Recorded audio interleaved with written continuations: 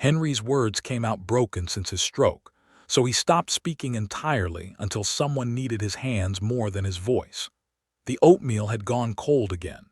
Henry Castellanos stared down at the congealed gray mass in his bowl, watching the artificial blueberries sink like tiny bruises into the surface. Around him, the community dining room of Maple Grove Senior Living buzzed with the comfortable chatter of people who still knew how to use their voices properly. Mrs. Patterson was telling her table about her grandson's soccer tournament, her words flowing smooth as water. Mr. Kowalski was complaining about the new medication schedule, each syllable crisp and clear as morning air. Henry used to sit at their table. Used to be the one holding court, spinning stories about his 37 years carrying mail through the neighborhoods of suburban Columbus. He'd had a gift for voices, could mimic old Mrs. Chen's broken English or teenage Billy Morrison's cracking adolescent protests about getting up early for his paper route. People would lean in when Henry started talking because they knew something good was coming. Something that would make them laugh or nod in recognition, or maybe tear up just a little if it was one of his stories about the elderly folks on his route who waited by their mailboxes just for a moment of human connection. That was before the morning 8 months ago when Henry woke up and half his face felt like it belonged to someone else. Before the ambulance ride and the hospital smell and the doctor using words like minor cerebrovascular accident, while Henry's left hand refused to make a fist and his tongue felt thick as a sock in his mouth. Before he discovered that the man who used to charm strangers with stories now sounded like he was talking through a mouthful of marbles. The speech therapist had been optimistic. Every case is different, Mr. Castellanos. Some people recover completely. Others adapt beautifully to their new normal. She'd given him exercises, tongue twisters, recordings to practice with, but she hadn't warned him about the way people's faces would change when he tried to speak. The quick flicker of confusion, then embarrassment, then that awful patient smile people wore when they were trying not to show pity. Henry pushed the oatmeal around his bowl with his spoon, the metal scraping against ceramic. The sound made Mrs. Patterson glance over, and for a moment their eyes met. She smiled and opened her mouth as if to say something, but Henry was already looking away, focusing intently on his breakfast as if cold oatmeal required his complete attention. "Morning, Henry." The voice belonged to Carlos, one of the dining room staff. A good kid, maybe 25, who always remembered how Henry liked his coffee, black, no sugar, hot enough to strip paint. Carlos set the mug down beside Henry's bowl, the ceramic clicking against the laminate table. "You want some toast this morning? Got some of that sourdough you like?" Henry nodded, not trusting his voice for even a simple yes. The words were there, crystal clear in his mind, but he'd learned not to trust the journey from thought to speech. Too many times he'd tried to say something simple and heard the slurred, stumbling sounds that came out instead. Too many times he'd seen that look cross someone's face, the one that said, "Oh, you poor thing." Carlos waited a beat, maybe hoping for words that didn't come, then smiled and headed back toward the kitchen. Good kid. Didn't push, didn't fill the silence with unnecessary chatter. Just let Henry be quiet, which was what Henry had decided he preferred anyway, except quiet wasn't the same as peaceful. Inside his head, Henry was as talkative as ever. He had observations about the way the morning light hit the dining room windows, casting long rectangles of gold across the checkerboard floor. He had opinions about the new residents who'd moved in last week, the way the husband sat too straight and the wife kept glancing around like she was looking for escape routes. He had a story about the cardinal that had been tapping at his window every morning for the past 2 weeks, probably seeing its own reflection and thinking it had found a friend. But stories required voices, and Henry's voice had become unreliable as Ohio weather. Better to keep the words inside where they couldn't betray him. The toast arrived, 2 golden slices with butter already melting into the crust. Henry nodded his thanks and took a careful bite, chewing slowly. Everything took longer now. Eating, walking, getting dressed. Not because his body couldn't do these things, but because he'd developed an elaborate system of avoidance. He'd memorized everyone's schedules so he could use the elevator alone. He knew exactly when the dining room would be least crowded, when the hallways would be empty, when he could move through his day without having to navigate the social minefield of conversation. His apartment was on the third floor, 3C, with a view of the courtyard garden that the activities director was always trying to get residents to use. Fresh air and sunshine, she'd say, as if those things were medicine you could bottle and prescribe. Henry had loved that garden when he first moved in 3 years ago. He'd helped plant the roses, shared stories about the elaborate gardens he'd seen on his postal route, made friends with the other residents who gathered there in the evenings to watch the sunset. Now he went there only in the early morning, when the dew was still heavy on the grass, and the only company was the birds. It had become his secret time, the hour between dawn and the rest of the world waking up, when he could sit on the bench by the rose bushes and remember what it felt like to have a voice worth hearing. Henry finished his toast and carried his dishes to the window where Carlos collected the dirty plates. The young man looked up and smiled. "Have a good day, Mr. Castellanos." You too," Henry managed, the words coming out soft and slightly blurred but understandable. Carlos didn't flinch, didn't pause, just kept stacking plates like Henry had spoken perfectly. Small kindnesses. They mattered more than the kid probably knew. The elevator was empty, as Henry had calculated it would be at 8:17 a.m. Most residents were still finishing breakfast or heading to the morning activities. Bingo today, according to the schedule posted by the mailboxes. Henry used to love bingo, not for the game itself, but for the social ritual of it. The good-natured complaints about numbers not being called, the way Mrs. Patterson would rearrange her Lucky Charms on the table, the celebration when someone finally shouted bingo. Like they'd won the lottery instead of a $5 gift card to the pharmacy. The elevator climbed with mechanical precision. Second floor, third floor, ding. The doors opened onto the hallway with its burgundy carpet and framed prints of flowers. Cheerful, institutional, safe. Everything designed to make elderly people feel comfortable and cared for. And it worked mostly. Henry felt safe here. He just didn't feel like himself. His apartment was small but sufficient. 1 bedroom, 1 bathroom, a combined living area and kitchenette. The furniture was mostly his own, pieces he'd salvaged from the house after the divorce. The brown leather recliner where he'd watched football games and read mystery novels. The oak coffee table his ex-wife had wanted to throw away because of the water stains, but which Henry couldn't part with because he'd made it himself in the garage workshop that no longer existed. The bookshelf full of paperback westerns and repair manuals and photo albums he rarely opened anymore. On the kitchen counter sat a small notebook, spiral-bound with a blue cover. Henry's confession booth, though he'd never thought of it that way. It had started as a speech therapy exercise, something the therapist had suggested. "Write down the things you want to say," she told him. "Sometimes seeing the words on paper helps with the speaking part." But the notebook had become something else entirely. A repository for all the conversations Henry couldn't have, all the stories he couldn't tell, all the responses to questions no one asked anymore because they'd learned he wouldn't answer. The pages were filled with Henry's careful handwriting, complete sentences with proper punctuation, perfect grammar. All the words that lived in his head but couldn't find their way out of his mouth. Henry opened the notebook and read yesterday's entry. "Told Carlos I was fine when he asked, but fine is just another word for functioning. Watched Mrs. Patterson's granddaughter visit after lunch. Pretty girl, maybe 8 or 9, all energy and questions. Reminded me of Sophie at that age, before she got too old to think her grandfather was interesting. Mrs. P lit up like Christmas morning when that little girl hugged her. Made me think about the last time Sophie hugged me like that.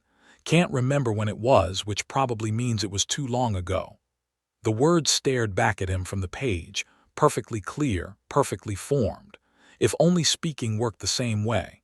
If only he could write his responses in the air, Let people read his thoughts instead of hearing his broken pronunciation of them. Henry closed the notebook and walked to the window. The courtyard was empty now except for a small figure sitting in the grass near the rose bushes. A child, dark hair pulled back in a ponytail, wearing a bright yellow dress that stood out against the green lawn like a sunflower in a field. She seemed to be playing with dolls, arranging them in a semicircle and talking to them in a voice too distant for Henry to make out words. He'd seen her before, this little girl.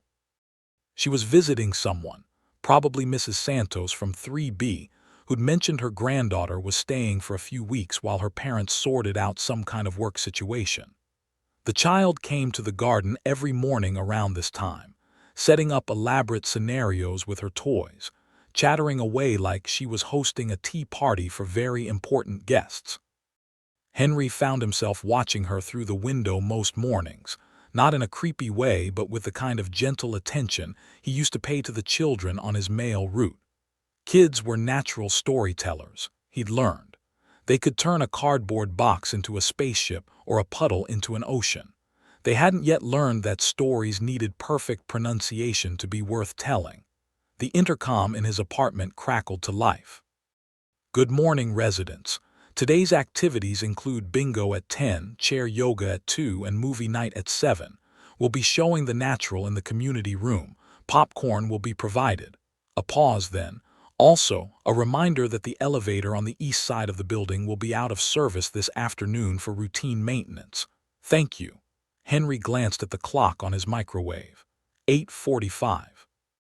The morning was still young, the day stretching ahead with its familiar rhythms. Physical therapy at 11, lunch at 12:30, the long afternoon hours until dinner. Structured time, measured time, time that passed without requiring much from him beyond showing up and going through the motions. But first, his real routine, the one that mattered. Henry opened his closet and pulled out a light jacket, though the October morning was mild enough that he probably didn't need it. The jacket was olive green canvas, with multiple pockets that had once held pens and small tools, and the odd bits of hardware he'd collected during his years on the postal route. Now the pockets were mostly empty, but wearing the jacket made him feel more like the man he used to be, more substantial somehow. He took the stairs instead of the elevator, partly for the exercise but mostly because the stairwell was always empty. His left leg was slightly weaker since the stroke, nothing dramatic but enough to make him grip the handrail and take his time. By the time he reached the ground floor, he could feel his heart working, a reminder that he was still alive, still functional, still capable of navigating the physical world even if the social world had become more complicated. The side door to the courtyard opened with a soft click. The morning air carried the smell of roses and fresh cut grass, with an undertone of dew and earth that reminded Henry of summer mornings at his childhood home in Toledo. His mother had grown roses too, along the fence that separated their small yard from the neighbors. She taught him to deadhead the spent blooms, to check for black spot on the leaves, to appreciate the difference between a hybrid tea and a climbing rose. Strange how clearly he could remember her voice, 40 years after her death, while his own voice had become a stranger to him. The little girl looked up as Henry approached the garden, her dark eyes bright with curiosity rather than wariness. She was arranging 3 dolls around a small plastic tea set, each doll positioned with careful attention to their seating arrangements. "Good morning," she said, her voice carrying the kind of confidence that hadn't yet learned to doubt itself. "Are you here to see the flowers too?" Henry stopped walking, caught off guard by the direct address. Most adults had learned to avoid conversation with him, reading his silence as preference rather than necessity. But children operated by different rules, hadn't yet learned the social codes that governed adult interaction. "Yes," Henry managed, the words coming out softer than intended but clear enough. "The roses are nice this time of year." The girl nodded seriously as if Henry had shared something profound about horticulture. "My grandma says roses need lots of attention. Like people, she says, you have to take care of them or they get sad." Henry found himself smiling, the expression feeling rusty on his face.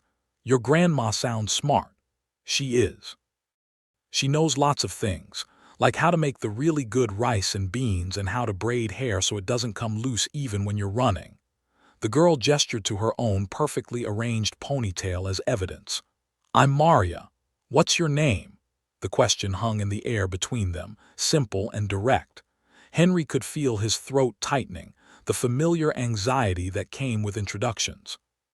His name was easy enough, 2 syllables, nothing complicated, but even simple words could become obstacles when his mouth wasn't cooperating. Henry, he said finally, relieved when it came out recognizable. That's a nice name, like Henry Ford who made cars. We learned about him in school. Maria resumed arranging her dolls but kept talking. Do you live here in the big building? Yes, 3rd floor. My grandma lives on the 3rd floor too. 3B, maybe you know her, Mrs. Santos. She makes really good cookies. Henry did know Mrs. Santos, though only to nod hello in the hallway. A quiet woman with kind eyes who always wore cardigans in pastel colors. He'd carried mail to her old house for years before she moved to Maple Grove, had watched her garden flourish under her careful attention. I know her, Henry said. She's very nice. She is. She's teaching me Spanish this summer. Well, trying to. I'm not very good at rolling my R's. Maria demonstrated, producing a sound that was more like clearing her throat than rolling consonants. Abuela says it takes practice. Abuela, grandmother. Henry had picked up enough Spanish over the years to understand basic words, especially family terms. The children on his route had taught him without meaning to, calling for mommy when they scraped their knees or pappy when they needed help reaching something high.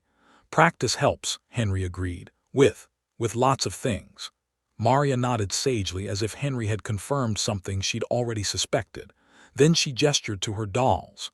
Would you like to meet my friends? This is Isabella and Carmen and Rosa. Rosa's my favorite because she has the prettiest dress. Henry looked down at the dolls, each positioned with careful attention to detail. Isabella wore a blue dress with tiny white flowers. Carmen was dressed in red with black shoes that had once had tiny buckles, though one was missing now. Rosa wore a pale pink dress with lace trim that had seen better days, but was still beautiful in the way that cherished things often are. They're very nice, Henry said, and meant it. There was something touching about the care Maria had taken with their arrangement, the way she'd positioned them as if they were real guests at a real party. Do you want to sit down? There's room on the bench, and Isabella says she'd like to meet you properly. The invitation was offered with such simple sincerity that Henry found himself accepting before his self-consciousness could object. He settled onto the bench, careful to leave plenty of space for Maria and her friends. The morning sun was warm on his face, and for a moment he let himself enjoy the simple pleasure of being outside, of being invited to share space with someone who didn't seem to notice or care about his limitations. Isabella is very polite, Maria informed him seriously. But she's also very shy. It takes her a while to warm up to new people. Carmen is the opposite. She talks to everyone. Sometimes too much, Rosa says. Henry watched as Maria adjusted Isabella's position slightly, turning the doll's face toward him as if facilitating an introduction. The gesture was so natural, so unself-conscious, that Henry felt something loosen in his chest. When was the last time someone had included him in their world without reservation, without that careful politeness people used around the elderly and infirm? What do you like to do, Henry? Maria asked. Besides looking at flowers, I mean. The question caught him off guard, partly because it had been so long since anyone had asked it. People asked how he was feeling, if he needed anything, whether he was comfortable. But no one asked what he liked to do, as if interests and preferences were luxuries that disappeared with age and illness. I used to. I worked for the post office, Henry said slowly. Delivered mail for 37 years. Wow, that's a long time. Did you like it? Henry considered the question. Had he liked it? It seemed almost revolutionary to think about his work in terms of enjoyment rather than duty. Yes, he said, surprised by the certainty in his voice. I liked meeting people, learning their stories. What kind of stories? and suddenly Henry found himself in familiar territory, the place where his love of narrative had always lived. All kinds, happy stories, sad stories. The young couple who got a letter every day from the groom's mother giving advice about marriage. The old man who still got birthday cards for his wife 5 years after she died because he couldn't bear to tell people she was gone. Maria listened with the kind of attention children reserved for really good stories, her dark eyes focused on Henry's face without a trace of the discomfort adults showed when his words came out unclear. "That's sad," she said when Henry paused. "About the old man." "Yes, but also kind of beautiful. He loved her so much he wanted to keep her birthday alive." Maria nodded slowly, turning this over in her 7-year-old mind. "Like how I still make birthday parties for my hamster, even though he died last year, because birthdays shouldn't just stop." The simple wisdom of it hit Henry like a small revelation. Of course, birthdays shouldn't just stop. Neither should stories or conversations or the simple human pleasure of sharing observations about the world. Yet that's exactly what he'd allowed to happen, letting shame and embarrassment silence him as effectively as if he'd lost his voice entirely. "That makes sense," Henry said. "Your hamster was lucky to have someone who remembered his birthday." Mr. Whiskers. He was brown and white and really fat because he stored too much food in his cheeks. Mom said he looked like a tiny chipmunk who discovered an all-you-can-eat buffet. Henry laughed, the sound surprising him with its suddenness. When was the last time he'd laughed spontaneously, without thinking about whether it sounded right? Maria grinned at his reaction, clearly pleased with her mother's comparison. "I bet Mr. Whiskers appreciated the birthday parties," Henry said. "I think so too. Rosa agrees." Maria glanced at her favorite doll, then back at Henry. "Do you have any pets?" "Not anymore. Had a dog for a while after I moved here, but it didn't work out." Henry didn't mention that the dog had been a suggestion from his ex-wife, who'd thought companionship might help with his adjustment to divorced life. The golden retriever puppy had been enthusiastic and affectionate and completely incompatible with apartment living. After 2 weeks of accidents and chewed furniture and noise complaints, Henry had found him a new home with a family who had a yard and children and the kind of energy a young dog required. "Dogs are nice," Maria said diplomatically, "but they need lots of attention, like roses." "Like roses," Henry agreed, "and like people." They sat in comfortable silence for a moment, watching the morning light shift across the garden as the sun climbed higher. Henry could hear the sounds of the building waking up around them, doors opening and closing, the rumble of the elevator, voices in the hallway discussing breakfast and the weather and plans for the day. Normal sounds, comforting in their predictability. "I should probably get back," Maria said eventually. "Abuela worries if I'm gone too long. She thinks I might get lost, but this place isn't big enough to get lost in." She began gathering her dolls, handling each one with careful attention. Henry watched as she straightened Rose's dress, adjusted Carmen's hair, positioned Isabella's arms in a more natural pose. The kind of care he'd once taken with his work, checking each address twice, making sure letters went to the right mailboxes, taking time to chat with residents who seemed lonely or sad. "It was nice meeting you, Henry," Maria said, standing and brushing grass stains from her yellow dress. "Maybe I'll see you tomorrow morning. Isabella says she'd like to talk more, but she needs time to think of the right questions." "Maybe," Henry said, though he was already looking forward to it in a way that surprised him. "Tell Isabella. Tell her I'll try to think of some good answers." Maria beamed at this response, as if Henry had just agreed to something wonderful. "I will. She'll be so excited. Rosa too, she loves meeting new people." Henry watched as Maria skipped across the lawn toward the building, her dolls clutched carefully in her arms, her ponytail bouncing with each step. The garden felt quieter after she left, but not empty. Just expectant, as if something new had been planted that might grow into something interesting given enough time and attention. He remained on the bench for a few more minutes, enjoying the warmth of the sun and the lingering echo of easy conversation. When had talking become so difficult? Not just the physical act of forming words, but the social mathematics of it, knowing when to speak, what to say, how to navigate the complex signals people sent when they were trying to be kind but didn't know how. With Maria, it had been different.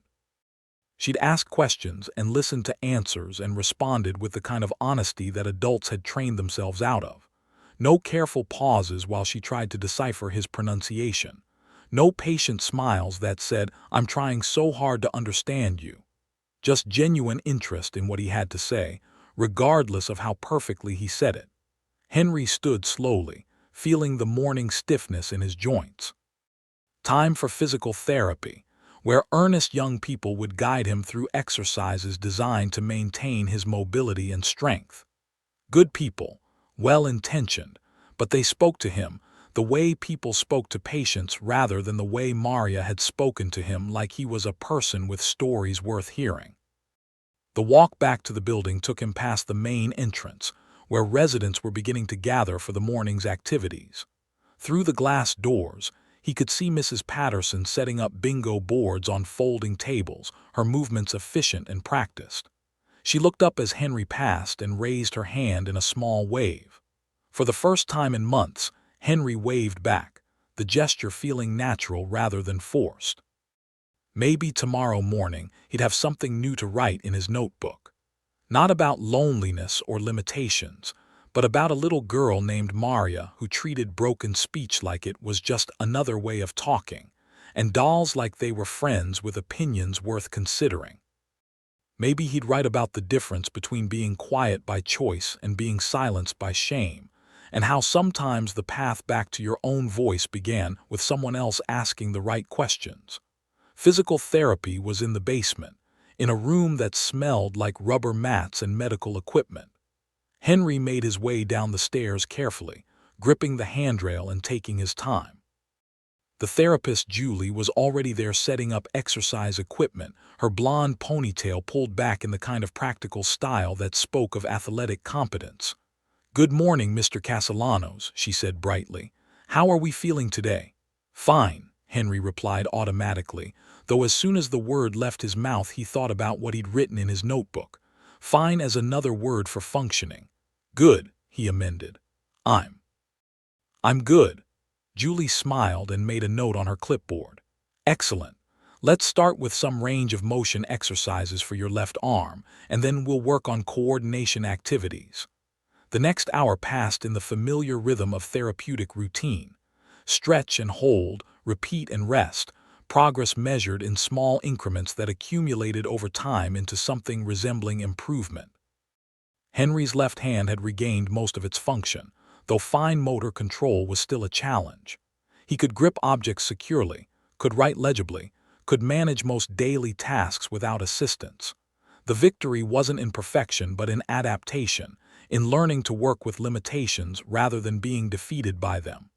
"You're looking stronger," Julie observed as Henry completed a series of finger exercises with a stress ball. "Your grip strength has improved significantly since last month." Henry flexed his fingers, feeling the subtle difference she was referring to. It was true his hand felt more reliable lately, more like a part of him rather than something he had to consciously manage. "The exercises help," he said. "They do, but I think you're also I don't know, you seem more engaged lately, more present." Sometimes recovery has as much to do with attitude as it does with physical therapy. The observation surprised Henry. He hadn't been aware of feeling different, but maybe Julie was right.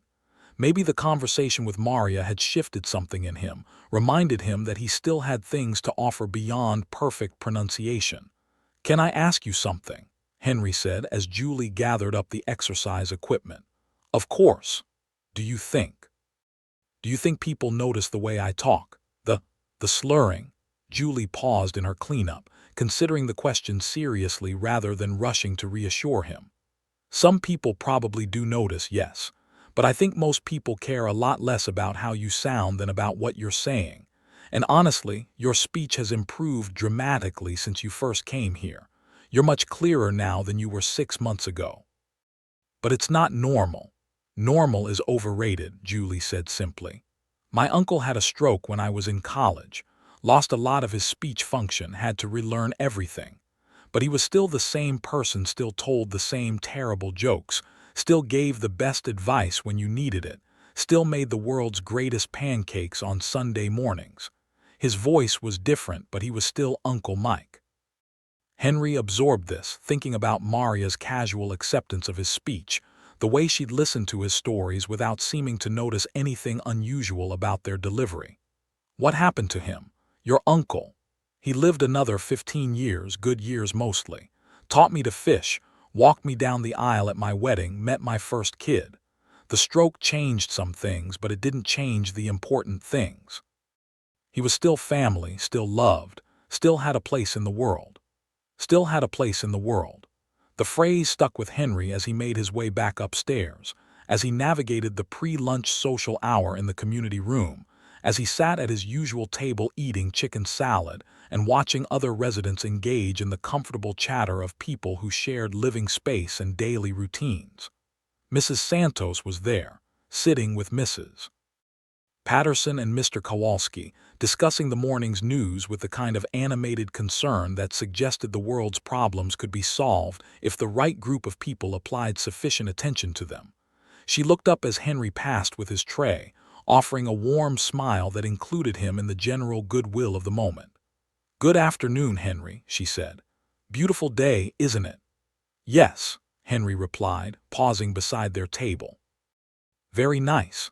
My granddaughter mentioned she met you this morning in the garden. She was very excited about your conversation, something about mailmen and stories." Henry felt heat rise in his cheeks, but it was the warmth of pleasure rather than embarrassment. "She's a very sweet girl, very polite. She is that. Sometimes too curious for her own good, but she means well. I hope she wasn't bothering you." "Not at all, she was." It was nice to talk with her. Mrs. Santos's smile widened, and Henry caught something in her expression that suggested she understood more than her words revealed. "She'll be pleased to hear that. She's been asking about the garden all morning, wondering if you might be there tomorrow." The conversation felt like a small gift, an acknowledgement that his interaction with Maria had mattered to someone else, had rippled beyond the immediate moment. Henry found himself looking forward to tomorrow morning in a way he hadn't anticipated anything in months. After lunch, he returned to his apartment and opened his notebook to a fresh page. For several minutes he sat with his pen poised above the paper, trying to find words for the morning's shift in perspective. Finally, he wrote, "Met Mrs. Santos's granddaughter today. Maria, 7 years old, visiting for a few weeks. She has dolls she treats like real friends and questions that don't have wrong answers. Asked what I liked to do, not how I was feeling or if I needed anything. Told her about the post office, about the stories I used to collect. She listened like the stories mattered, like I mattered. Julie says I seem more engaged lately. Maybe she's right. Maybe engagement is a choice you make every morning, like getting dressed or eating breakfast. Maybe it's something you can practice, like speech exercises or range of motion movements. Maybe recovery isn't just about getting back to who you were, but about discovering who you might become." He read the entry twice, surprised by its length and optimism. Usually his notebook held observations about loneliness, regrets about conversations avoided, wishes for a different kind of day. This felt different, not just reporting on life, but actually engaging with it. The afternoon passed quietly. Henry read for a while, a mystery novel about an elderly detective who solved crimes through careful observation and patient questioning. The protagonist reminded him slightly of himself in his postal worker days, the way he'd learned to read people through small details, whose mail they received, how they answered their doors, the condition of their yards, and the expressions on their faces when they picked up packages. Around 4 o'clock, he returned to the window that overlooked the courtyard. The garden was empty now, the afternoon sun casting different shadows than the morning light had. But he could imagine Maria there tomorrow, setting up her dolls and inventing conversations, creating stories that made perfect sense within the logic of play. The evening routine unfolded with its usual predictability. Dinner in the community room, where Henry sat at his usual table and ate pot roast, while listening to other residents discuss their days. Someone mentioned that the new residents, the Hendersons from 2A, were having trouble adjusting to apartment living after 40 years in a house with a yard. Someone else observed that the building's cable television was acting up again, producing fuzzy pictures during the evening news. Normal concerns, everyday problems, the kind of casual complaints and observations that constituted the bulk of human conversation. Henry found himself listening more actively than usual, not just hearing the words but paying attention to the rhythms of social interaction, the way people built connection through shared experiences and mutual commiseration. After dinner, he joined the handful of residents watching the evening movie.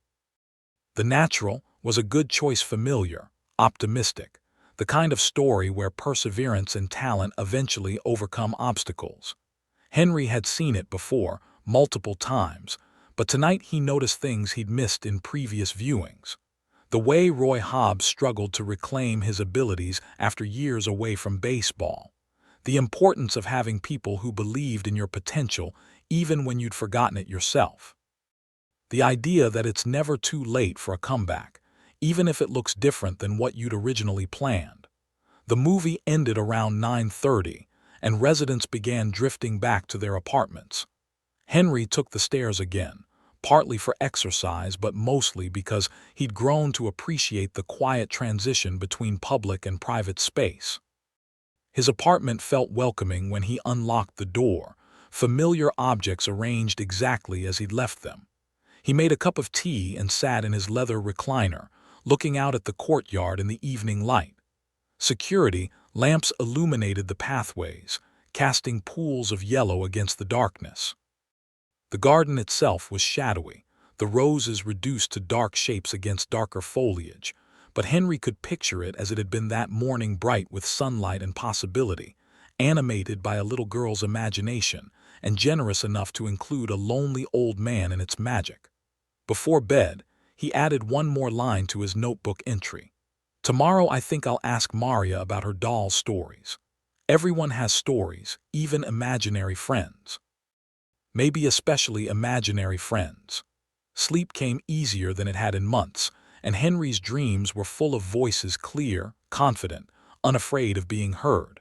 The next morning arrived with October clarity, the kind of crisp air that made everything seem more vivid and possible. Henry woke before his alarm, unusual for him lately but not unwelcome. He'd been dreaming about his old postal route, walking familiar streets under a bright sky, carrying stories instead of letters, delivering conversations instead of bills and advertisements. The breakfast routine felt different somehow, less like going through motions and more like preparation for something worthwhile. Henry took extra care getting dressed, choosing a shirt that brought out the blue in his eyes and pants that weren't quite as comfortable as sweatpants but looked more intentional. If Maria was going to introduce him to her dolls properly, he wanted to make a good impression. The dining room was busier than usual, residents lingering over coffee and discussing the day's activities. Henry nodded to Mrs. Patterson as he passed her table, and she smiled back with the kind of warmth that suggested yesterday's wave had registered as a positive development. Small steps, he thought. Recovery measured in accumulated gestures rather than dramatic transformations. Carlos brought his coffee without being asked, along with what had become Henry's usual breakfast: oatmeal, toast, and fresh fruit when it was available. This morning there were strawberries, bright red against the white bowl, and Henry found himself appreciating their color in a way that felt new, or maybe just newly conscious. "Beautiful morning," Carlos observed, refilling Henry's water glass. "Going to be warm today, they say. Good day to spend time outside." "Yes," Henry agreed. I'm planning to visit the garden. The roses are still blooming." Mrs. Santos was saying they usually last until the first frost, maybe longer if we're lucky. Mrs. Santos, Maria's grandmother. Henry felt a small flutter of anticipation mixed with nervousness. Would Maria be there this morning? Would she remember their conversation, or had it been just one interaction among many in the busy life of a 7-year-old? Breakfast finished, Henry made his way to the garden, taking the stairs at a measured pace and pausing at the ground floor to look through the glass doors. The courtyard was empty except for a maintenance worker trimming the hedges that bordered the walkway. Too early still, probably. Maria had arrived around 8:30 yesterday, which gave Henry time to settle himself and perhaps think of something interesting to say. He chose the same bench as before, partly out of habit but mostly because it offered the best view of the area where Maria had set up her dolls. The morning sun was warm on his face, and Henry let himself enjoy the simple pleasure of being outside without agenda or schedule. Birds moved through the rose bushes, searching for insects or seeds, their movements quick and purposeful. A squirrel investigated the base of the oak tree, looked directly at Henry for a moment, then returned to whatever important squirrel business had brought it to the garden. Henry had been sitting for perhaps 10 minutes when he heard the familiar sound of the side door opening. Maria appeared, wearing a different dress this morning, pale blue with white buttons, and carrying what looked like the same 3 dolls from yesterday. She saw Henry immediately and waved with her free hand, a gesture so naturally friendly that Henry felt some of his nervousness fade. "Good morning, Henry," she called as she approached. "Isabella hoped you'd be here. She's been thinking of questions all night." "Good morning, Maria," Henry replied, pleased when the words came out clear and confident. "I've been thinking of answers." Maria settled herself on the grass in front of the bench, arranging her dolls with the same careful attention he'd observed yesterday. Isabella in the blue dress, Carmen in red, Rosa in faded pink, each positioned as if they were real participants in whatever conversation was about to unfold. "Isabella wants to know about the male stories," Maria announced. "She's very interested in stories, but she's too shy to ask herself." Henry looked down at Isabella's painted face, her expression frozen in the kind of pleasant smile that manufacturers thought dolls should wear. But in Maria's hands, she seemed almost alive, a presence worth acknowledging and including. "What kind of stories does Isabella like?" Henry asked. Maria consulted with the doll in a brief whispered conversation, then looked back at Henry with serious attention. "She likes happy stories, but not too happy, real stories about real people, but not scary ones, and she wants to know if you ever delivered letters to children." The specificity of the request made Henry smile. Maria had clearly given this some thought, or perhaps Isabella was a more demanding audience than she appeared. "I delivered lots of letters to children," Henry said. "Birthday cards from grandparents, packages from relatives who lived far away, sometimes letters from pen pals, children in other states or even other countries who wanted to learn about life in Ohio." "That sounds wonderful," Maria said, speaking for Isabella but clearly interested herself. "What was your favorite kind of letter to deliver?" Henry considered the question, sifting through decades of memories for the moments that had meant the most.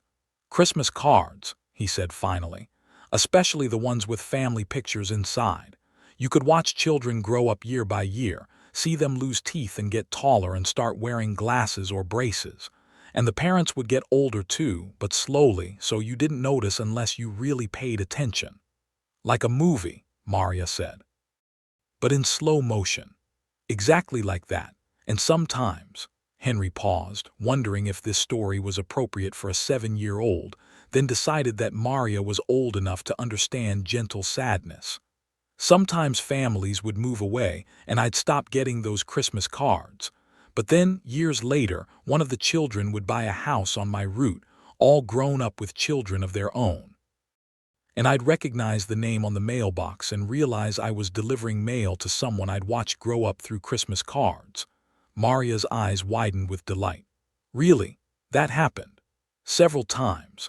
The Kowalski family, Mr. Kowalski, who lives here now, actually, their youngest daughter bought a house 3 streets over from where she grew up. I delivered her wedding invitations and later baby announcements for her children." "Full circle. Mr. Kowalski has grandchildren on your old route." "He does. 2 boys and a girl, last I knew, though they're probably teenagers now." Maria absorbed this information with the kind of wonder that suggested she was imagining the long timeline of human connection, the way lives intersected and separated, and sometimes came back together in unexpected ways. Carmen wants to know something now, Maria announced, turning slightly toward the doll in the red dress. Another whispered consultation, then. She wants to know if delivering mail was hard, if your feet got tired, or if dogs chased you. Henry laughed, remembering countless encounters with protective pets and the very real challenge of walking 12 to 15 miles a day in all kinds of weather. My feet got very tired, especially when I first started. And yes, dogs chased me, but most of them were just excited to see someone new, not really angry. The Postal Service taught us how to handle aggressive dogs, but mostly I learned that if you're calm and respectful, most animals will leave you alone.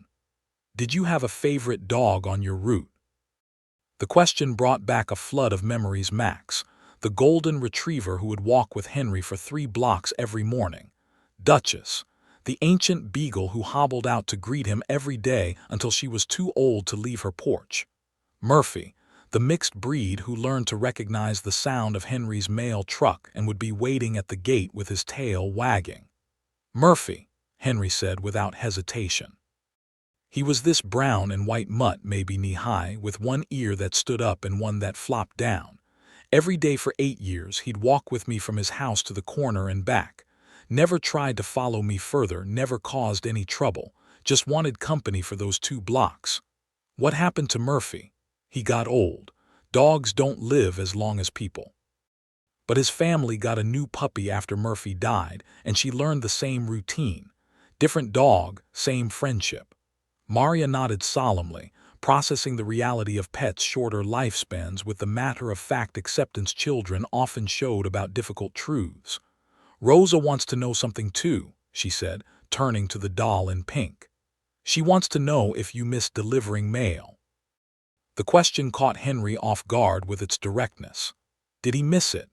He'd been retired for 9 years now, had chosen to leave when the routes were reorganized and his familiar neighborhoods were divided between younger carriers. At the time, it had felt like a natural transition, the end of one chapter and the beginning of another. But the stroke had complicated that narrative, made retirement feel less like a choice and more like an inevitability. I miss the people, Henry said slowly. I miss feeling useful, feeling like I had a purpose that mattered to someone besides myself. You have a purpose now, Maria said with the simple certainty of childhood. You tell stories, good stories. Isabella and Carmen and Rosa all think so. The declaration hit Henry like a small revelation. Stories as purpose, conversation as service. The idea that listening and sharing might be enough, that perfect pronunciation was less important than authentic connection. Thank you, Henry said, and meant it more than the simple words could convey. That's very kind of you to say. It's not kind, it's true. There's a difference. Maria stood and brushed grass from her dress, then moved to sit on the bench beside Henry, her dolls arranged carefully in her lap. Can I ask you something? Not for my friends, just for me? Of course. Why do you talk so quietly? Sometimes I have to listen really hard to understand you. The question was asked without judgment, just curiosity, but Henry felt his chest tighten with familiar anxiety. This was the moment when people usually realized something was wrong with him, when natural conversation became careful and awkward. I got sick, Henry said carefully. A stroke, it affected how I talk. Oh, Maria considered this information with the same seriousness she'd applied to everything else in their conversation. Does it hurt? No, it doesn't hurt, it just makes the words come out different than I want them to. Different how? Henry struggled to explain the frustration of knowing exactly what he wanted to say but being unable to trust his mouth to say it correctly. Sometimes the words get tangled up or slurred, like when you've been to the dentist and your mouth is still numb. That sounds annoying. It is annoying and embarrassing. People have trouble understanding me sometimes. Maria looked up at him with dark eyes that held more wisdom than a 7-year-old should need. I understand you fine. Maybe other people just need to listen better. The simple statement hung in the air between them, profound in its innocence. Maybe other people just need to listen better. As if the problem wasn't with Henry's speech but with the world's willingness to pay attention, to make room for voices that didn't conform to expectations of clarity and speed.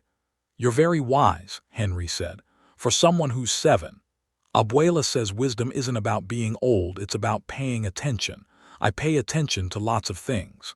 "What kinds of things?" "How people's faces change when they're happy or sad. How cats walk differently than dogs. How flowers smell different in the morning than they do at night. How some grown-ups forget how to play but others remember." She looked at Henry meaningfully. "You remember?" "Do I? You talk to my dolls like they're real. Most grown-ups think that's silly, but you understand that imagination is important, that stories matter even if they're made up." Henry felt something shift inside him, a recognition that his conversation with Maria wasn't just pleasant but genuinely meaningful. She was teaching him things he'd forgotten about himself, reflecting back a version of Henry that was still capable of wonder and connection despite the limitations stroke had imposed. "Your grandmother is right about wisdom," Henry said, "and you're right about imagination. Some of the best stories I collected on my male route came from children who understood that the truth and the facts aren't always the same thing." "What do you mean?" Henry thought for a moment, searching for an example that would make sense to her. "I knew a little boy, maybe 9 years old, who told me his dog could predict the weather. Every time it was going to rain, the dog would hide under the kitchen table. When snow was coming, the dog would bring all his toys inside. The boy was convinced his dog was magic." "Was he?" "Well, dogs do have better hearing than people. They can probably sense changes in air pressure that we miss. So maybe the dog really could predict weather, just not through magic." But the little boy's story was true in a different way, true because it was about love and attention, and the special connection between a boy and his dog. Maria nodded slowly, working through the distinction between literal truth and emotional truth. "So some stories are true even if they didn't really happen exactly that way. Some of the truest stories never happened exactly the way they're told. But they're still true because they tell us something important about what it means to be human. Like Isabella and Carmen and Rosa. They're not really real, but they're true because they help me think about friendship and kindness and how to treat people." Exactly like that. They sat in comfortable silence for a moment, Henry marveling at the conversation's depth and Maria's natural grasp of complex ideas. The morning sun had climbed higher, warming the garden and bringing out the roses' fragrance. Other residents were beginning to move through the building. Henry could hear voices in the hallway, the distant sound of the elevator. "I should probably go back soon," Maria said reluctantly. "Abuela likes me to help with breakfast cleanup, but can I ask you something else?" "Of course. Would you like to meet my family? Not just my dolls, but my real family. Abuela makes really good pancakes on Saturday mornings, and she always makes too many. She says it's because she forgets she's not cooking for a big family anymore, but I think she just likes having leftovers." The invitation was offered with such genuine warmth that Henry felt a flutter of something he hadn't experienced in months, anticipation mixed with gratitude and just a touch of nervousness. When was the last time someone had invited him to share a meal that wasn't part of the building's institutional schedule? "I would like that very much," Henry said, "if you're sure it wouldn't be any trouble." "No trouble at all. Abuela loves meeting new people, especially people who have good stories, and she already knows you from the building, so it's not like we're inviting a stranger."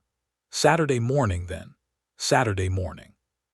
Around 9, apartment 3B. I'll be there." Maria gathered her dolls with the same careful attention she'd shown when arranging them, making sure each one was positioned comfortably for the journey back to her grandmother's apartment. As she stood to leave, she turned back to Henry with a smile that seemed to contain more sunshine than the morning sky. "Isabella wants me to tell you something," she said. "She says thank you for treating her like a real person. She doesn't get that very often from grown-ups." Henry looked down at the doll in Maria's arms, her painted face serene and unchanging, but somehow more alive than she'd been when he'd first seen her yesterday. "Tell Isabella it was my pleasure, and tell her I'm looking forward to Saturday." "I will. She's excited too. They all are." Henry watched Maria skip across the lawn toward the building, her blue dress bright against the green grass, her dolls bouncing gently in her arms. The garden felt different after she left, not empty, but expectant, as if their conversation had planted something that needed time to grow. He remained on the bench for several more minutes, processing the morning's revelations. A child who listened without judgment. An invitation to share a family meal.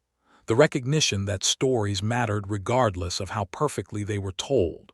Small things, perhaps, but they felt enormous to someone who had spent months believing he had nothing left to offer the world. When Henry finally stood to leave, he felt steadier than he had in weeks. Not physically, his balance and coordination were about the same as they'd been yesterday, but emotionally, spiritually. As if some essential part of himself that had gone missing was beginning to find its way home. The rest of the day passed with unusual lightness.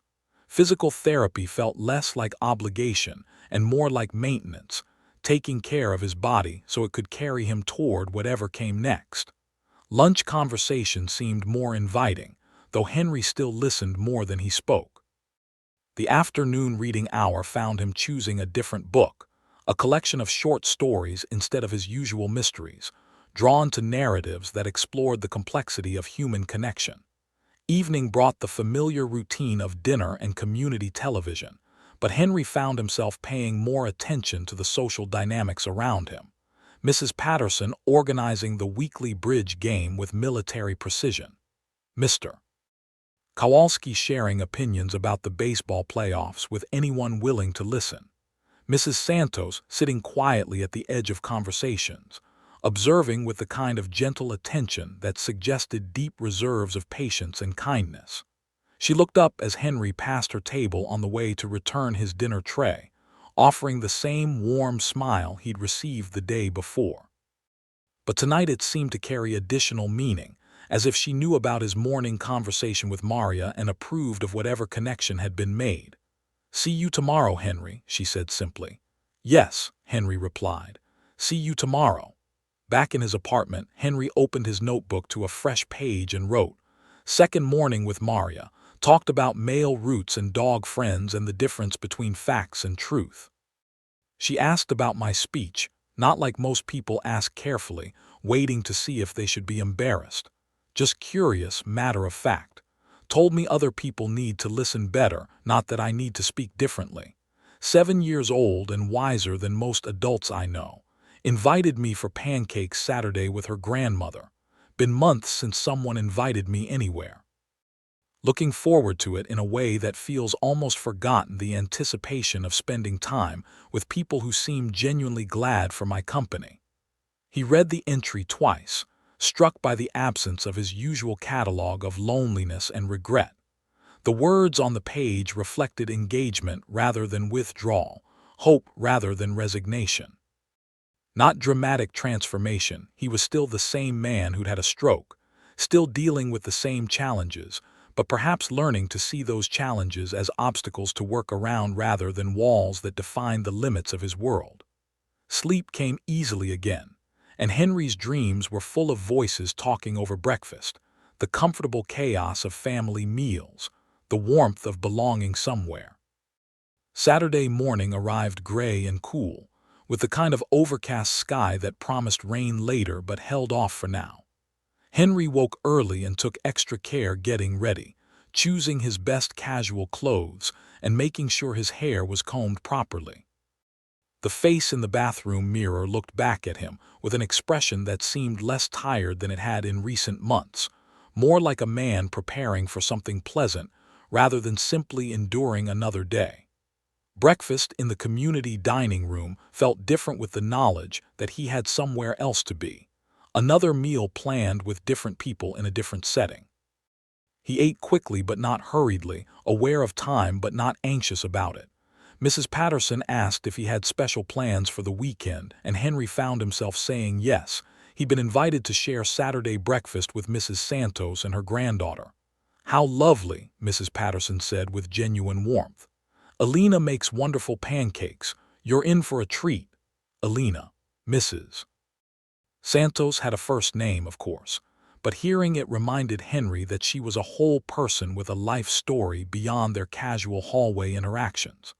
Someone who made wonderful pancakes and raised wise granddaughters, and had found ways to build community even in the structured environment of assisted living. 9 o'clock found Henry standing outside apartment 3B, holding a small bouquet of flowers he'd asked Carlos to help him purchase from the building's gift shop.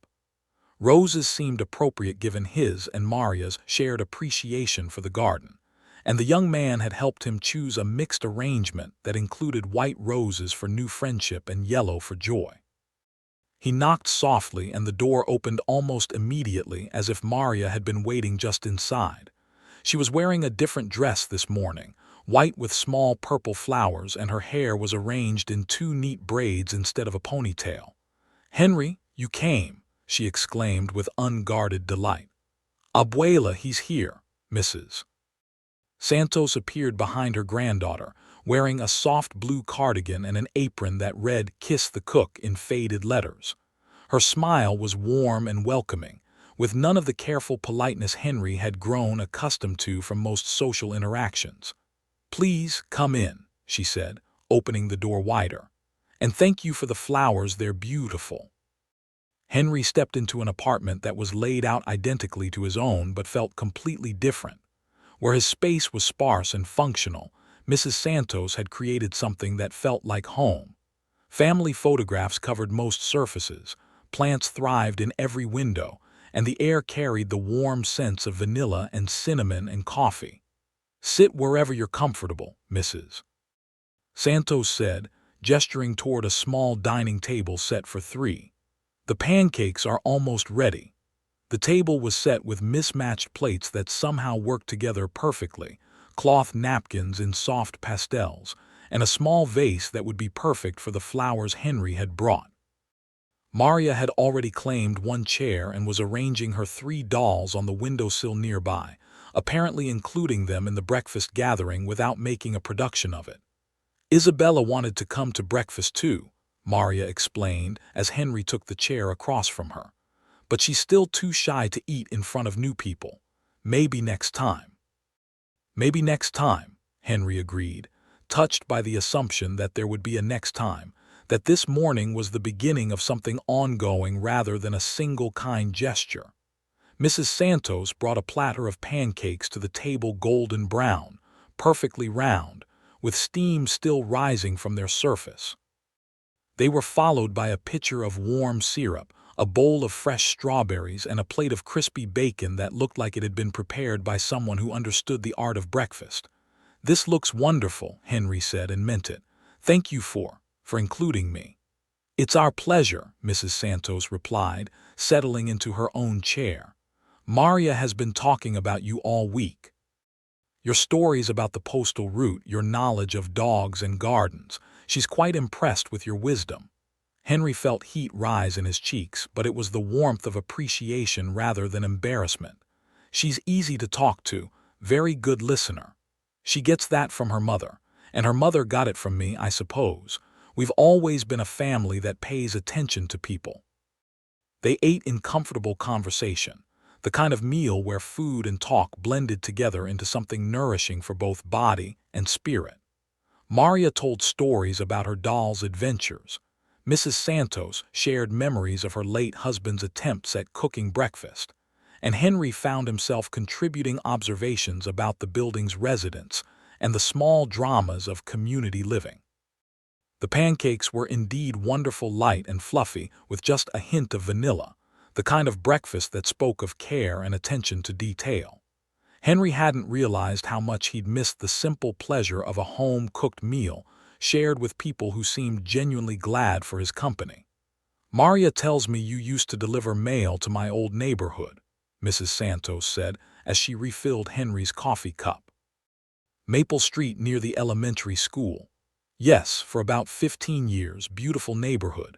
You had the house with the rose garden in front." "That was me.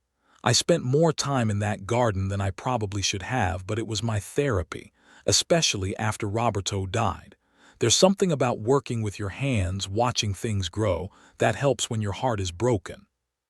Henry nodded, understanding more than she probably realized about the therapeutic value of purposeful activity. Your roses were. They were always beautiful. The climbing rose on the trellis by your front door, I don't think I ever saw it without flowers. Eden Climber. Roberto planted it the year we bought the house. I couldn't bear to leave it behind when I moved here, so I took cuttings. They're growing in containers on my balcony now, though they're not quite the same as having a proper garden. The roses here in the courtyard are nice too, Maria added. That's where I met Henry. He knows all about flowers and birds and probably lots of other things. I'm still learning, Henry said. Every day you notice something new if you pay attention. That's very true, Mrs. Santos agreed. Maria, why don't you show Henry the photo albums while I clean up? I think he'd enjoy seeing pictures of the old garden. Maria immediately brightened, jumping up to retrieve a stack of photo albums from the bookshelf. Henry offered to help with cleanup, but Mrs. Santos waved him away with good-natured authority. You're a guest this morning. Next time you can help. Next time. Again, the assumption of continuity, of relationship building rather than single encounters. Henry settled back in his chair as Maria arranged photo albums on the table, opening to pages of images that documented years of careful gardening. This was our house, Maria said, pointing to a photograph of a modest two-story home with a front yard that had been transformed into a showcase of color and design. And this is Abuelo Roberto. He died before I was born, but Abuela tells me stories about him. The photograph showed a tall, thin man with kind eyes and calloused hands, standing beside a newly planted tree. He wore work clothes and a satisfied expression, the look of someone who had just completed a job well done. He looks like he was a good man, Henry said. Abuela says he was the best man she ever knew. He worked construction, but he loved plants and animals and making things beautiful. Look at this picture. He built this whole deck himself. Maria turned pages, revealing the evolution of the garden over years of growth and care. Henry could see Mrs. Santos's hand in the design, the careful placement of plants for color and texture, the attention to seasonal interest, the way different areas flowed together into a cohesive whole. You were an artist, Henry called to Mrs. Santos, who was rinsing dishes at the kitchen sink. That garden was like a painting that changed with the seasons. Thank you. It was my joy for many years. I miss having that much space to work with, but I'm learning to appreciate smaller gardens. Sometimes constraints force you to be more creative. Henry thought about his own constraints, the limitations stroke had imposed on his communication and mobility. Maybe Mrs. Santos was right, maybe constraints could lead to creativity rather than just frustration. Maybe learning to work within limitations was its own form of art. Look at this one, Maria said, pointing to a photograph that showed the garden in full summer bloom. You can see why the mail carriers always stopped to look. It was like a little piece of paradise right there on Maple Street. I remember, Henry said softly. I used to time my route so I'd reach your house around 10 in the morning when the light was best, made the whole day feel more beautiful. Mrs. Santos paused in her dishwashing, looking over at Henry with an expression that suggested his words had touched something deep. I never knew that. But I'm glad the garden brought you pleasure. That was always part of the intention, not just for us, but for anyone who passed by. They spent another hour looking through photographs and talking about gardening, about the neighborhood changes over the years, about the challenge of creating beauty in small spaces. Henry found himself sharing memories of other gardens on his route, other residents who had transformed their small plots into expressions of personality and care. When it came time to leave, Henry felt the reluctance that came with ending something genuinely pleasant. Maria walked him to the door, her 3 dolls clutched in her arms. Can we have breakfast again next Saturday? She asked with the directness that was becoming familiar.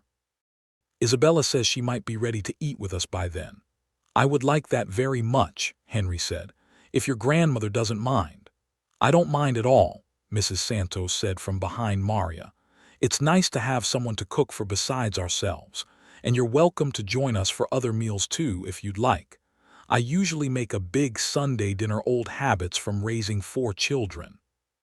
The invitation hung in the air like a gift, unexpected and generous. Henry felt something loosen in his chest, a recognition that isolation didn't have to be permanent, that community could be built one conversation at a time. "Thank you," he said, "for everything. This was wonderful." "It was our pleasure," Mrs. Santos replied. "Sometimes the best things in life happen when we least expect them." Henry made his way back to his own apartment with those words echoing in his mind. Sometimes the best things in life happen when we least expect them. He'd certainly not expected to find friendship in a 7-year-old girl and her grandmother, hadn't imagined that broken speech could be overcome by patient listening, hadn't thought that stories about male roots and garden roses could become the foundation for genuine connection.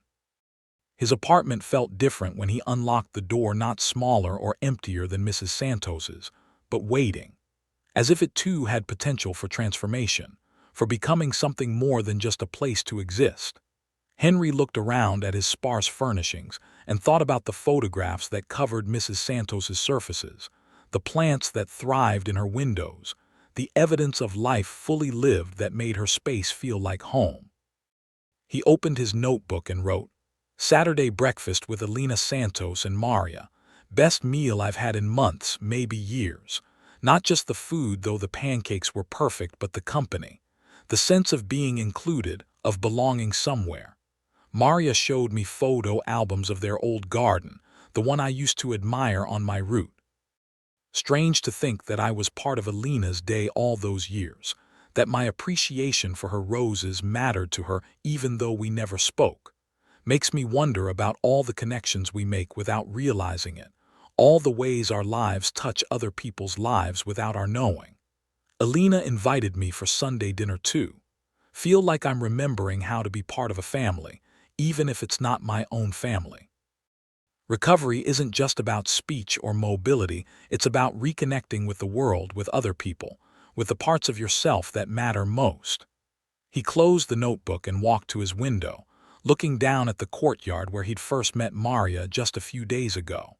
The garden looked peaceful in the gray morning light, the roses still blooming despite the advancing season. Tomorrow there would be another morning, another opportunity to sit on the bench and watch for a little girl in a bright dress, carrying dolls and stories and the kind of open-hearted curiosity that made ordinary moments feel significant.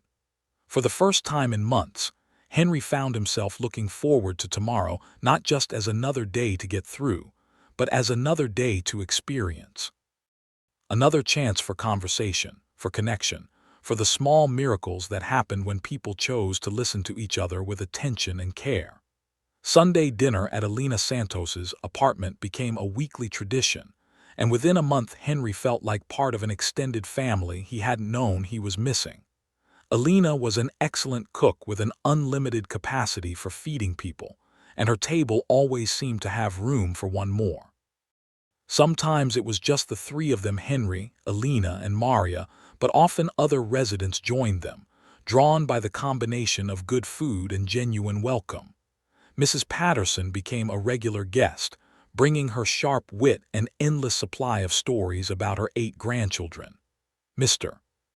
Kowalski appeared most Sundays, contributing running commentary about sports and politics and the general state of the world, delivered with the kind of curmudgeonly affection that made even his complaints feel like expressions of caring.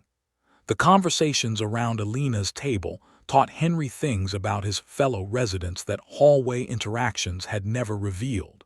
Mrs. Patterson had been a high school English teacher for 40 years, retiring only when arthritis made standing at the blackboard too painful. Her stories about students were funny and touching, and revealed a woman who had spent her career nurturing young minds with the same patience she now brought to community life. Mr. Kowalski had worked as a mechanic, but his real passion was baseball. He'd coached Little League for 23 years, had seen several of his former players go on to college scholarships, and still kept track of their careers with the dedication of a scout. His gruff exterior concealed someone who genuinely cared about young people and their potential. Elena herself emerged as the kind of person who collected stories and connections, the way some people collected art or antiques. She remembered everyone's birthday, knew who was worried about grandchildren or doctor's appointments or financial concerns, and had an uncanny ability to show up with exactly the right kind of support at exactly the right moment. "You have a gift," Henry told her one Sunday afternoon as they were cleaning up after a meal that had included 6 residents and somehow managed to feel intimate rather than crowded. "What kind of gift?" "For making people feel seen, valued, like they matter." Alina paused in her dishwashing, considering his words seriously. "I don't think it's a gift so much as practice. When Roberto died, I learned that grief makes you invisible to a lot of people. They don't know what to say, so they say nothing. They don't know how to help, so they avoid you entirely. But some people, the good ones, they see you anyway. They show up with casseroles and listen to stories they've heard before and sit with you in the sadness until it becomes bearable." She handed Henry a dish to dry, their comfortable routine established over weeks of shared meals and cleanup. "I decided I wanted to be one of the good ones. For other people, the way some people were good ones for me." Henry absorbed this, thinking about his own period of invisibility after the stroke, the way people had learned to interact with his limitations rather than with him as a person. Alina had seen past those limitations from the beginning, had included him not despite his broken speech, but as if it were just another characteristic like eye color or height. "You succeeded," he said simply. "You're definitely one of the good ones." The friendship with Alina and Maria had ripple effects beyond Sunday dinners.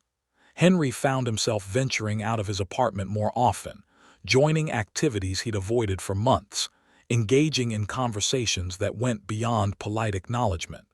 His speech continued to improve, not dramatically but steadily, and more importantly, his confidence in using his voice grew. He started attending the weekly men's coffee gathering, contributing stories about his postal route that made other residents laugh and nod in recognition. He joined the building's book club, discovering that his years of reading gave him insights worth sharing even if he had to speak slowly to share them clearly. Most significantly, Henry began helping other residents with small repair tasks around the building. Word spread that he was good with tools and patient with problems, and soon he had a steady stream of people asking for help with sticky drawers, loose cabinet handles, wobbly lamps, and other minor maintenance issues that made daily life frustrating.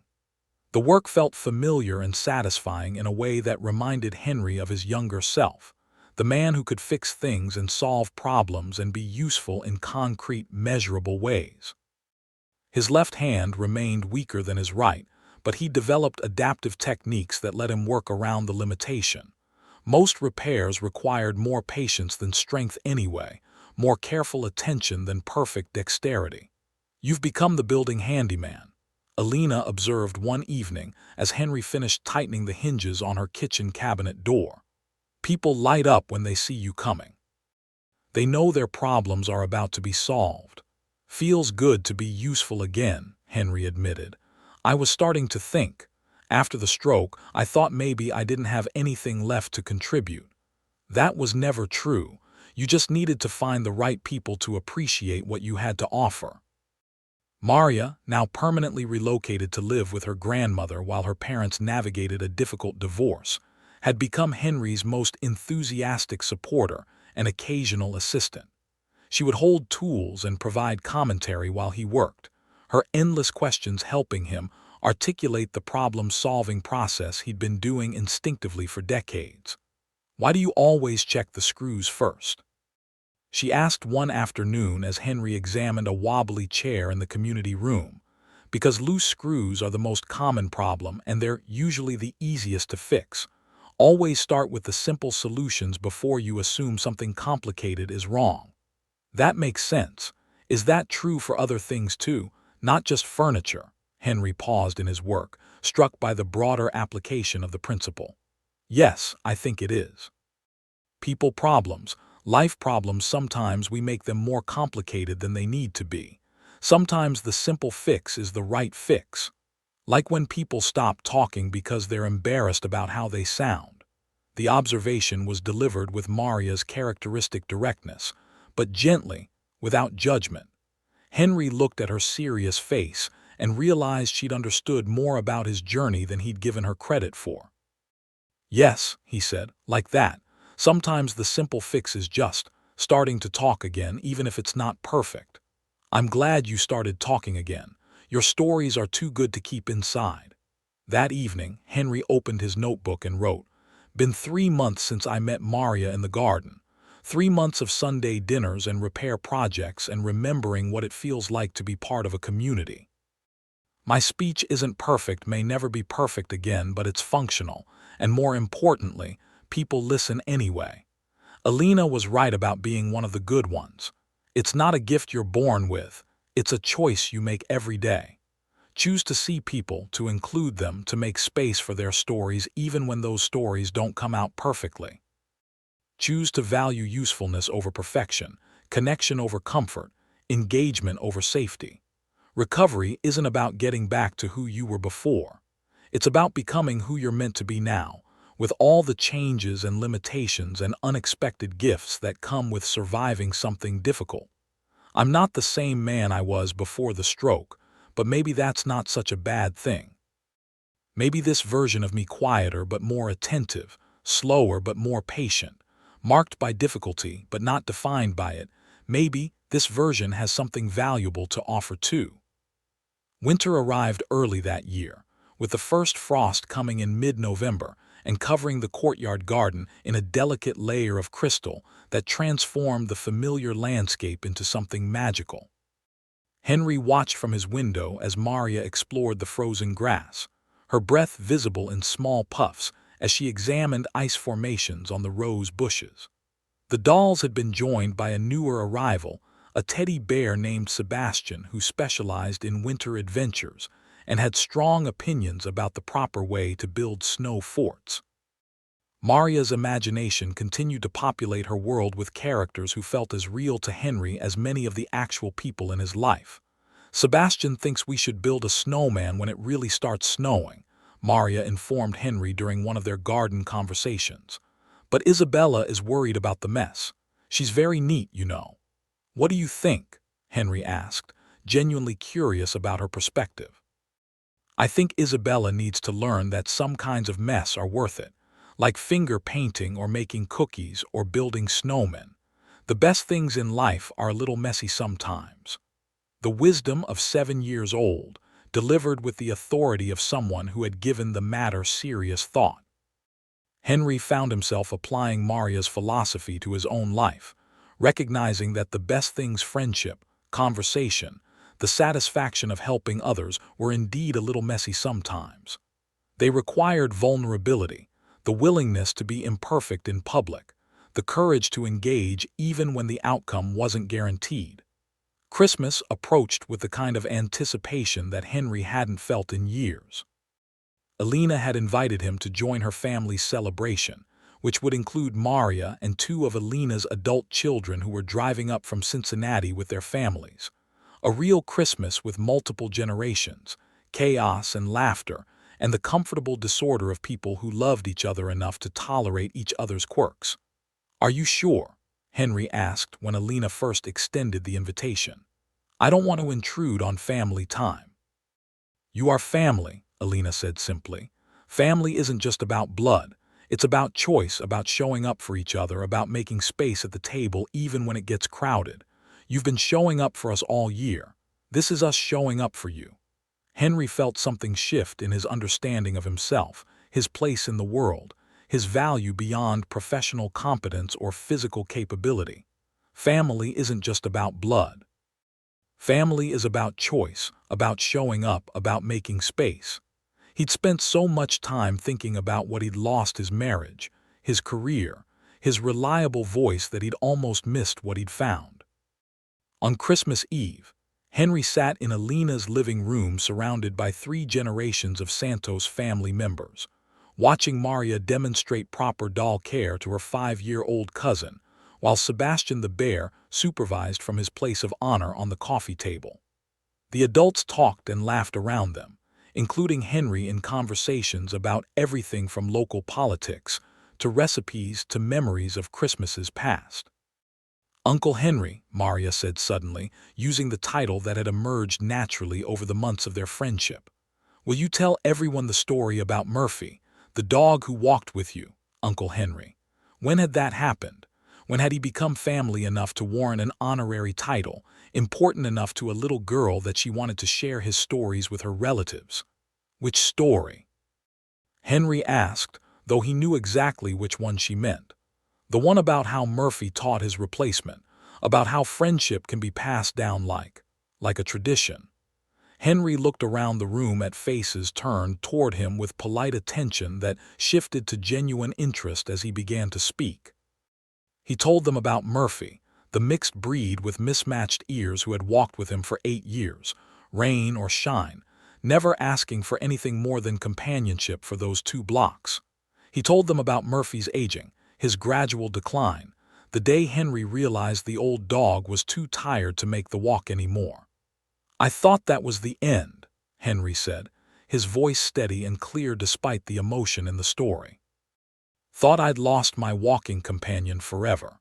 But Murphy's family got a new puppy, a little golden retriever they named Daisy.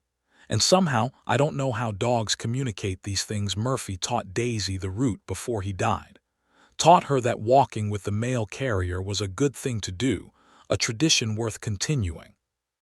The room was quiet except for the soft sounds of children playing with toys, adults giving Henry the kind of attention that meant they were really listening, really engaged with his story. Daisy walked with me for 6 more years until I retired, and when I left that route, I heard she started walking with my replacement. The tradition continued, passed down from an old dog to a young dog to a new person who needed a friend for those 2 blocks. That's beautiful, one of Alina's daughters said softly. The idea that friendship is something you can teach, something you can pass along. I think it is, Henry agreed. I think that's what we do for each other. We teach each other how to be friends, how to show up, how to make space. And then that knowledge gets passed along to the next person who needs it. He looked at Maria, who was beaming with pride at his storytelling, and then at Alina, whose smile held a depth of understanding that spoke to years of practicing exactly the kind of friendship Henry was describing. Later, after the extended family had returned to their hotel and Maria had been tucked into bed with her dolls and Sebastian arranged carefully on the nightstand, Henry helped Alina clean up the remnants of their celebration. "Thank you," he said as they worked together in comfortable silence, "for including me, for making me feel like I belong somewhere again." "You do belong somewhere," Alina replied. "You belong here with us, with this community you've helped build." The Henry who moved into this building 18 months ago was lost and alone and convinced he had nothing left to offer. The Henry sitting in my living room tonight is someone who tells stories and fixes things and makes children laugh and gives adults someone to depend on. That transformation didn't happen by accident. It happened because people like you and Maria saw something in me that I couldn't see myself. "No," Alina said gently.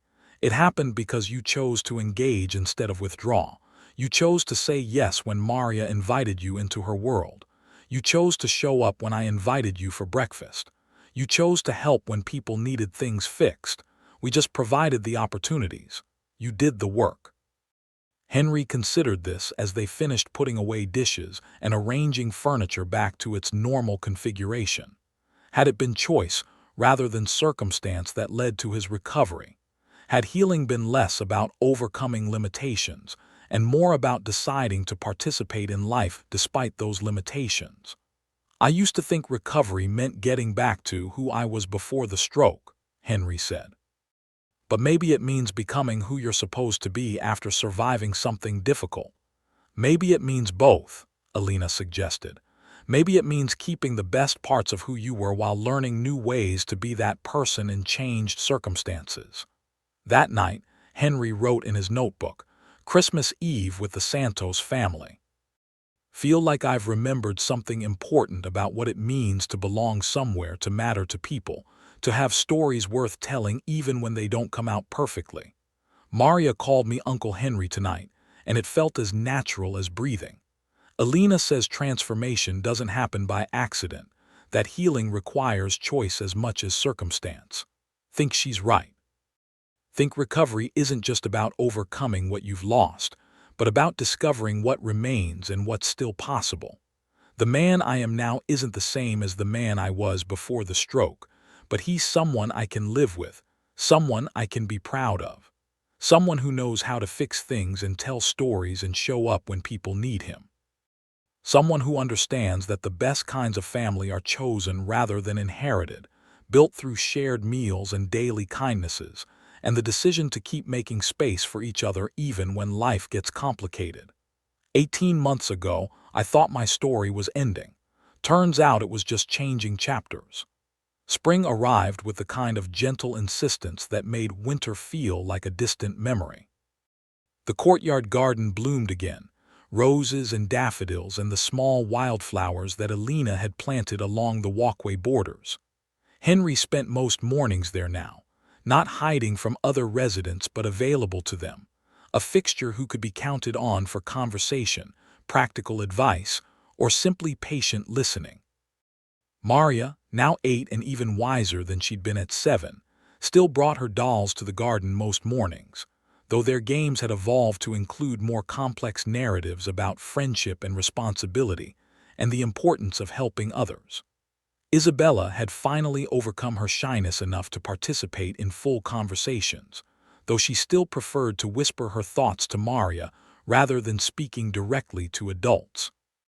"Isabella wants to know if you're happy now," Maria announced one particularly beautiful April morning as she arranged her friends for what appeared to be a serious conference. "That's a good question," Henry said, giving it the consideration Isabella's curiosity deserved. "I think I am happy. Different happy than I used to be, but happy. What's different about it?" Henry thought about this as he watched a cardinal build its nest in the oak tree, the same tree where he'd first heard Maria talking to her dolls almost a year ago. "I used to think happiness meant having everything go the way you planned, but now I think it means being grateful for the good things you didn't plan, the surprises that turn out better than what you originally wanted. Like meeting us. Exactly like meeting you. I never planned to become friends with a 7-year-old girl and her grandmother, but it turned out to be exactly what I needed." Maria nodded sagely, then consulted with Isabella in their familiar whispered conference. "Isabella says that's called serendipity, when good things happen by accident but they feel like they were meant to happen. Isabella is very smart. Where did she learn a word like serendipity? From Abuela. She says life is full of serendipity if you pay attention and stay open to it. She says that's how she met Abuelo Roberto and how she found this place to live and how we found you." Henry felt the truth of this observation settle in his chest like a small revelation. Serendipity, the faculty of making fortunate discoveries by accident. All the good things that had happened in the past year, the friendship with Maria, the inclusion in Alina's family, the sense of purpose that came from helping other residents, the return of confidence in his own voice, none of it had been planned or expected. It had emerged from small moments of choice, from saying yes to a little girl's questions, from accepting invitations he might have declined, from choosing engagement over safety. "Tell Isabella thank you for teaching me a new word," Henry said, "and tell her I'm grateful for all the serendipity in my life. She says you're welcome, and she wants you to know that sometimes the best surprises are the ones that don't seem good at first, like getting sick or having to learn new ways to do things. Sometimes the hard stuff turns into the most important stuff." Out of the mouths of babes, or in this case, out of the mouths of beloved dolls who served as vessels for a child's developing wisdom, Henry looked at Isabella's painted face and saw something he'd missed before, not just the generic smile of mass production, but the kind of expression that seemed to hold secrets, understanding, the accumulated wisdom of someone who had been well loved and carefully listened to. "Isabella is right about that too," Henry said. "Some of the best things in my life came from the hardest things. That's what Abuela says about Abuelo Roberto dying. She says it was the worst thing that ever happened to her, but it also taught her how strong she was and how much love she had to give to other people. She says grief and gratitude can live in the same heart if you let them. Grief and gratitude living in the same heart.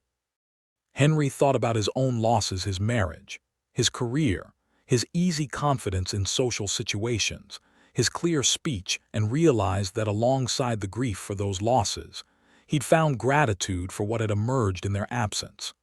Deeper friendships, more patience, a better understanding of what truly mattered, the knowledge that he could adapt and survive, and even thrive in circumstances he'd never chosen.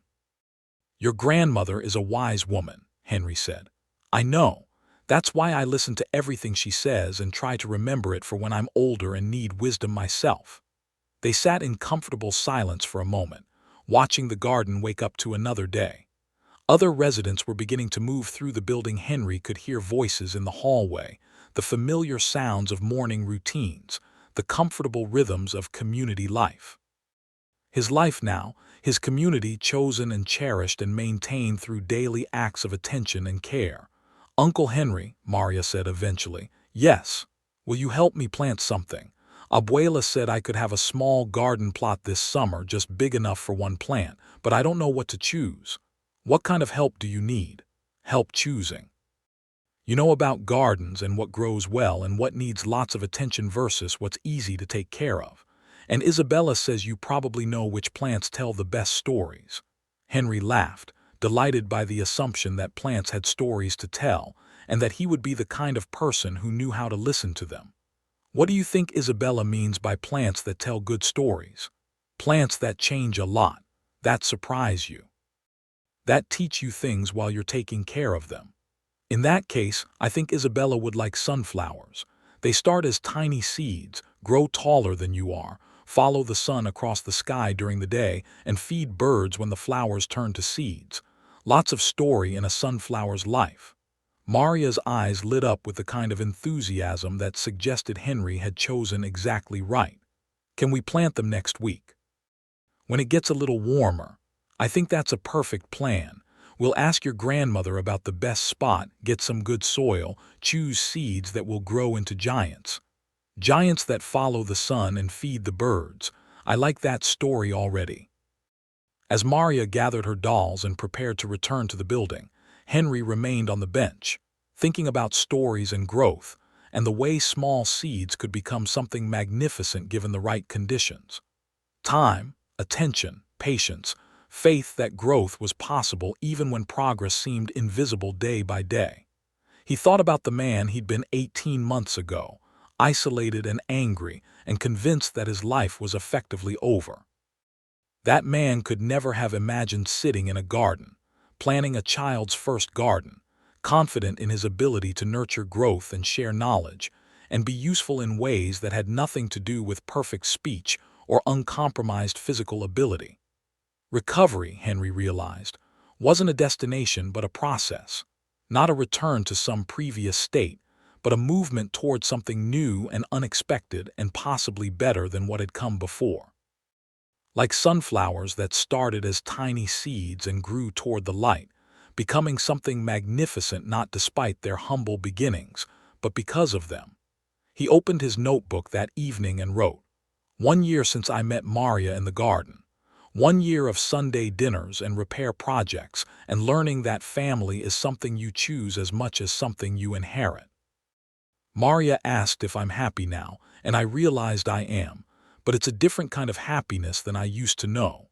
Less about having everything under control, more about being grateful for surprises and serendipity, and the way hard things can turn into important things if you let them. Going to help Maria plant sunflowers next week. Seems fitting, somehow helping something small grow into something magnificent, following the light, feeding others when the time is right. Maybe that's what recovery looks like after all. Not going back to who you were, but growing forward into who you're meant to become."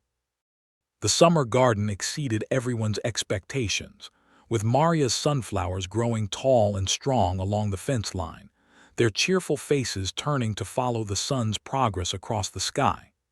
Henry had been right about their storytelling potential.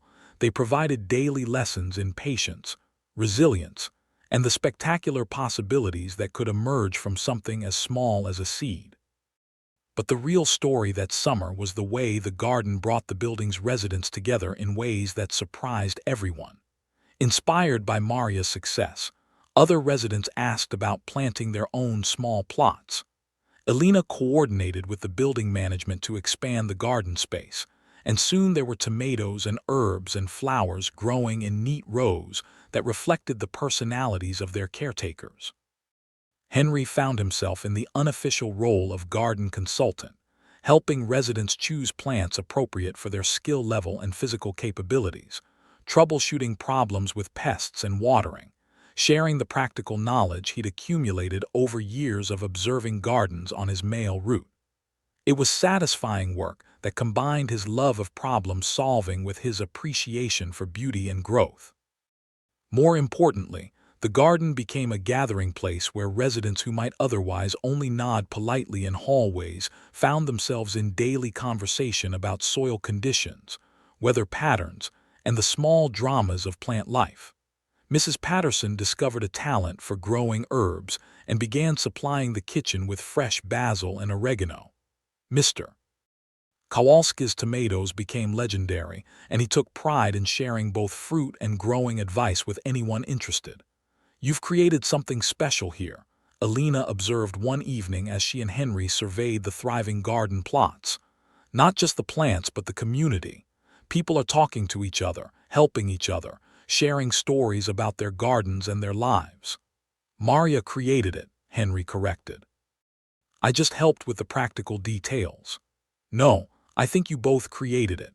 Maria had the vision, you had the knowledge, and together you made it possible for other people to imagine what they could grow if they tried." Henry considered this as they walked among the neat rows of vegetables and flowers, stopping to admire Mrs. Patterson's impressive basil plants and Mr. Kowalski's prize-winning tomatoes. Maybe Elena was right. Maybe the best things were collaborative efforts, combinations of vision and experience, imagination and practical knowledge. As autumn approached and the garden began its seasonal transition, Henry found himself reflecting on the full cycle of growth and change he'd witnessed over the past year and a half. The sunflowers had grown tall and proud, their faces heavy with seeds that would feed birds through the winter and provide new plants for next year's garden. Other plants had bloomed and faded, produced fruit and vegetables that nourished the community, then settled into dormancy to rest and prepare for another season of growth. The metaphor felt particularly relevant to his own experience. The man who had moved into Maple Grove Senior Living 2 years ago, angry, isolated, convinced his useful life was over, had undergone his own seasonal cycle. A winter of withdrawal and grief, followed by the tentative spring of meeting Maria, the full summer of community engagement and rebuilt confidence, and now the autumn of deeper understanding about what it meant to age with grace and purpose. "Uncle Henry," Maria said one crisp October morning as they inspected the garden's transition to fall, "Isabella wants to know what happens to gardens in winter." "Well," Henry said, settling onto their usual bench while Maria arranged her dolls for what appeared to be an important lesson. "Some plants die completely, but they leave seeds behind for new plants next year. Other plants just go to sleep underground, resting until spring wakes them up again. And some plants, like the roses, keep their roots alive even when their flowers are gone, so they can bloom again when the weather gets warm. So winter isn't really the end. No, winter is just a quiet time, a time for resting and preparing for the next beginning." Maria nodded thoughtfully, processing this information with her characteristic seriousness. "Isabella says that makes sense. She says sometimes people need winter times too, when they rest and get ready for new beginnings. Isabella is very wise about these things." "She is. She also wants to know if you're ready for winter this year, if it will be a good winter or a sad winter." The question caught Henry off guard with its perceptiveness. Last winter had been difficult, his first season in the building, still struggling with speech therapy, still convinced that his stroke had marked the end of anything meaningful in his life. This winter would be different, not just because of external circumstances, but because of internal changes, the way he understood himself and his place in the world. "I think it will be a good winter," Henry said carefully. "A peaceful winter. I have good people to spend it with, and I know that spring will come again. And you'll help everyone plan next year's garden. If they want my help, yes, I think I'd like that very much." Maria smiled with satisfaction, as if Henry had passed some important test. "Isabella says you've learned how to be happy in all the seasons now. Happy in your own way, not trying to be happy like other people. Happy in all the seasons. Happy in his own way." Henry felt the truth of this settle in his chest like a small revelation. He had learned to be happy, not the uncomplicated happiness of his younger years, but a more complex contentment that could coexist with loss and limitation and the daily challenges of aging. Happiness that came not from having everything go according to plan, but from finding meaning and connection and purpose in circumstances he'd never chosen. That evening, Henry made his final entry in the notebook he'd been keeping since the early days of his recovery. 2 years since the stroke, 18 months since meeting Maria, one full cycle of seasons in this community I've learned to call home. The garden is settling into winter rest, and I find myself doing the same, not withdrawing from life, but settling into a deeper understanding of what it means to age with grace and purpose. Isabella asked if I'm ready for winter, and I realized I am. Ready for quiet months of indoor projects and longer conversations and planning for next spring's garden. Ready for whatever comes next, knowing that I have people who care about me and work that matters and stories worth telling even if they don't always come out perfectly. The man I am now isn't the man I was before the stroke, but he's someone I respect, someone I can live with, someone who knows how to find meaning in small things and build community one conversation at a time. That's enough. More than enough. That's everything. He closed the notebook and looked out his window at the garden settling into its winter sleep, already imagining the conversations he'd have with Maria about next year's plantings, the stories he'd tell about the cycles of growth and rest and renewal that governed both gardens and human lives. Tomorrow would bring another day, another opportunity to be useful and present and engaged with the world around him. Another chance to choose connection over withdrawal, hope over resignation, the endless possibility of growth over the false finality of limitation. Henry Castellanos had learned to be happy in all the seasons, in his own way, in his own time. And that was enough.